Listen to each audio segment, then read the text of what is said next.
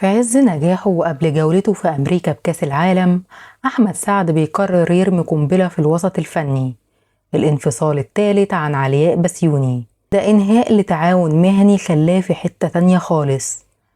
ليه المحرك الرئيسي لحياة أحمد سعد اتعطل النهاردة؟ علياء بسيوني ما كانتش مجرد الزيجة الرابعة في حياة أحمد، دي كانت الخطة البديلة اللي نجحت. من 2021 أحمد اتغير، لبسه وأغانيه حتى استقراره النفسي.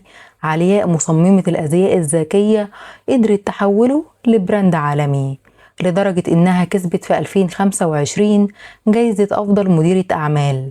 أحمد نفسه قال عنها: علياء غيرت حياتي وعلمتني الصبر. طب إيه اللي اتغير؟ دي مش أول مرة.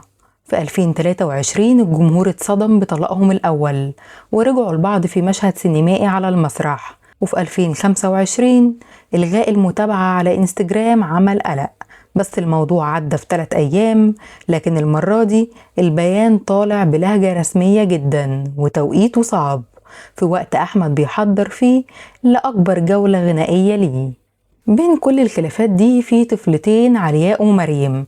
أحمد اللي اتجوز 4 مرات، من لبنى بيومي لريم البارودي لسمية الخشاب، كان دايما بيدور على الاستقرار. مع علياء كان باين انه لقى ضلته، خصوصا انه وصف انفصاله عنها قبل كده بان مصلحته الشخصية كانت تقتضي الاستمرار، لكنه مقدرش. هل ضغط الشغل فعلا هو اللي دمر البيت زي ما اعترف قبل كده؟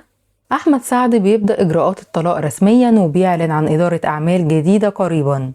رحلة أجمل زوجة وأم انتهت في مايو 2026. تفتكروا أحمد سعد هيقدر يحافظ على نجاحه الفني من غير المايسترو علياء بسيوني؟ وهل دي فعلا الطلقة التالتة اللي مفيهاش رجوع؟ مستنية رأيكم في التعليقات.